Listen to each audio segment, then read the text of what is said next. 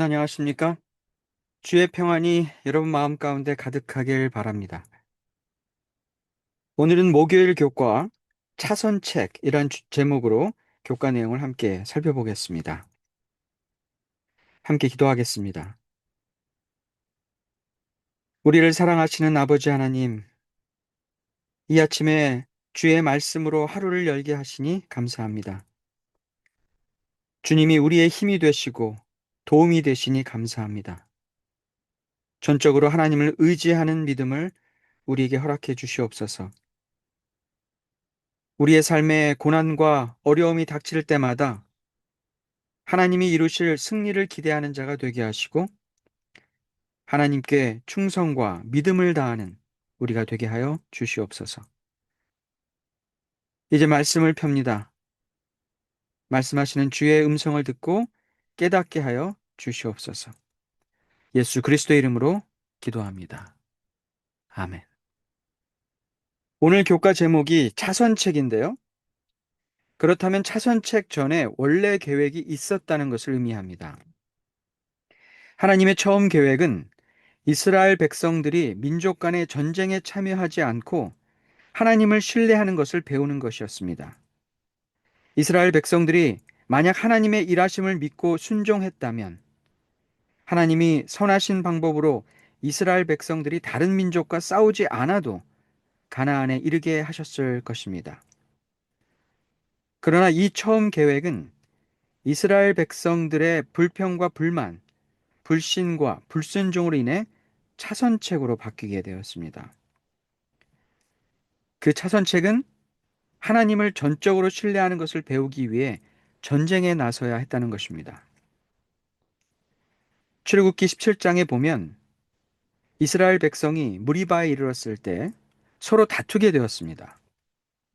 그리고 더 나아가 여호와 하나님을 시험하며 말하기를 여호와께서 우리 중에 계신가 안 계신가라며 의심하였습니다. 이들의 불화와 불신으로 인해 하나님께서는 아말렉이 이스라엘을 공격하도록 허락하셔서 이스라엘 백성이 하나님을 신뢰하는 법을 다시 배우게 하셨습니다. 하나님을 신뢰하게 하기 위해 사용하신 하나님의 차선책, 아말렉과의 전쟁에 대해 출애굽기 17장 9절로 11절에 이렇게 말씀하고 있습니다. 모세가 여호수아에게 이르되 우리를 위하여 사람들을 택하여 나가서 아말렉과 싸우라. 내일 내가 하나님의 지팡이를 손에 잡고 산 꼭대기에 서리라. 여호수아가 모세의 말대로 행하여 아말렉과 싸우고 모세와 아론과 훌은 산 꼭대기에 올라가서 모세가 손을 들면 이스라엘이 이기고 손을 내리면 아말렉이 이기더니. 상식적인 전쟁의 모습은 결코 아닙니다. 모세가 손을 들면 이스라엘이 이기고 손을 내리면 아말렉이 이기는 전쟁. 성경 말씀을 처음 접하거나 하나님에 대한 믿음이 없는 사람이 이 이야기를 들으면 아마도 헛웃음을 지을지 모르겠습니다. 특출난 영웅이 등장하여 적을 무찌르는 것도 아니고 놀랄 만한 계획으로 적을 상대하는 것도 아니었습니다. 이 아말렉과 전쟁이 도대체 어떻게 진행되었기에 이기기도 하고 지기도 하는지 구체적인 설명이 없습니다. 그저 모세가 손을 들면 이스라엘이 이기고 손을 내리면 아말렉이 이겼다고만 기록하고 있습니다. 여호수아가 어떻게 아말렉을 상대로 싸웠는지 중요하지 않습니다. 하나님이 이 전쟁에 어떻게 놀라운 방법으로 역사하셨는지를 모든 이스라엘 백성들이 경험하는 것이 중요했습니다. 이스라엘 백성들은 아마도 소리도 크게 지르고 자신의 손과 발을 열심히 움직이며 이 전쟁의 한복판에서 씨름했을 것입니다. 그러나 그들의 능력이나 지혜로 아말렉을 이기고 있는 것이 아니었습니다. 더 크고 힘센 사람이 앞장선다고 이긴 것이 아니었습니다. 그들의 판단으로 상대의 약한 곳을 발견하고 공격했기 때문에 이긴 것도 아니었습니다. 그저 모세가 팔을 들면 이긴다는 하나님의 말씀에 순종하였기 때문에 그들은 이길 수 있었습니다.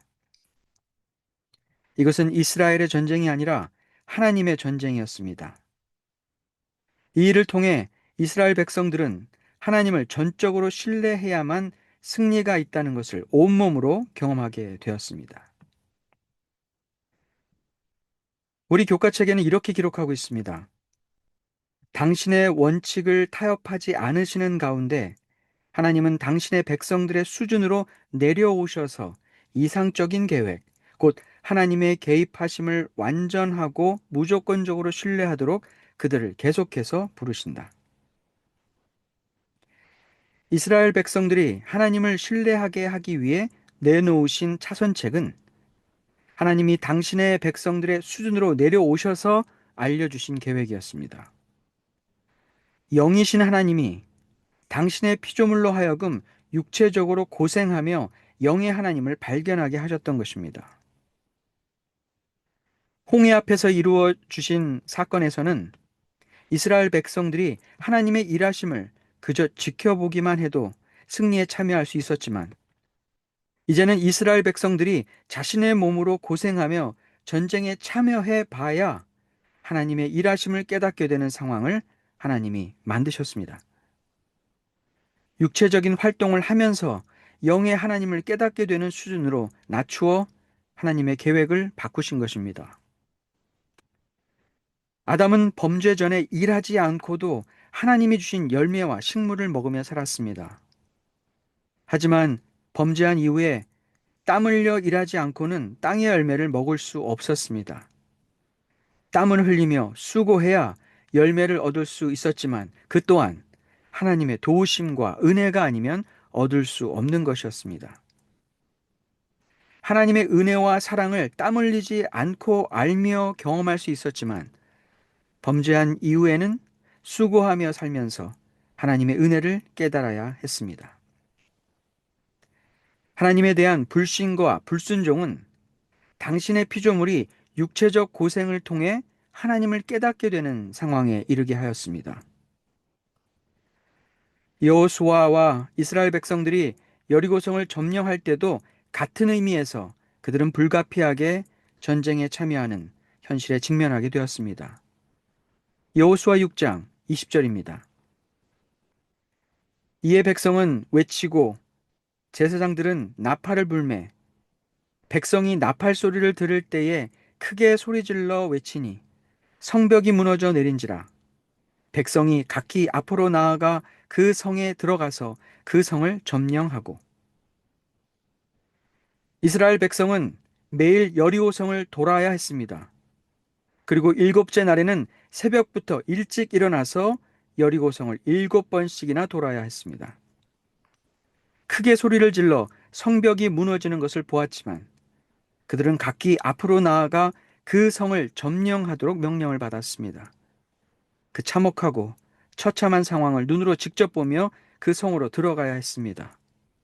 그들의 손에 피를 묻혀야 했습니다.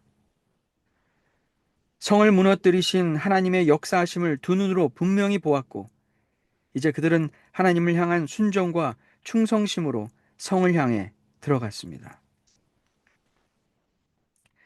오늘날 하나님을 믿는 백성들이 믿음의 시험 가운데 어려움을 겪기도 합니다. 하나님을 전적으로 믿고 신뢰하며 살아가면 좋겠지만 때때로 우리들은 어려운 현실 앞에서 하나님을 전적으로 신뢰하기보다는 하나님을 알지 못하는 자보다도 못하게 불신하며 인간적인 노력과 방법을 활용합니다. 그리고 마음과 몸이 고생하는 영적인 전쟁의 한복판에 서게 됩니다. 이때 우리는 하나님을 향한 우리의 충성심과 믿음을 시험받는 때라는 것을 기억하고 전적으로 하나님을 의지해야 할 것입니다. 불가피하게 우리는 아픔과 슬픔을 겪을 수 있습니다. 하지만 이 싸움이 하나님의 전쟁이 될 수 있도록 하나님을 끝까지 믿으며 하나님을 의지해야 할 것입니다. 그럴 때 우리는 상식적으로 이해할 수 없고 인간의 말로 도저히 설명이 되지 않는 하나님의 일하심을 경험하게 될 것입니다. 혹시 우리가 피할 수 없는 고난과 시험 가운데 지금 있다면 그것은 우리를 죽이시려는 하나님의 계획이 아니라 하나님을 향한 우리의 충성심과 믿음을 증명하는 기회라는 것을 잊지 마시기 바랍니다. 하나님은 반드시 승리하십니다. 우리는 힘들어도 하나님을 붙들 것이고 우리는 그 승리의 기쁨을 반드시 경험하게 될 것입니다. 오늘 하루 하나님을 향한 충성심과 믿음을 증명할 기회가 여러분 앞에 있습니다. 여러분의 선택은 무엇입니까?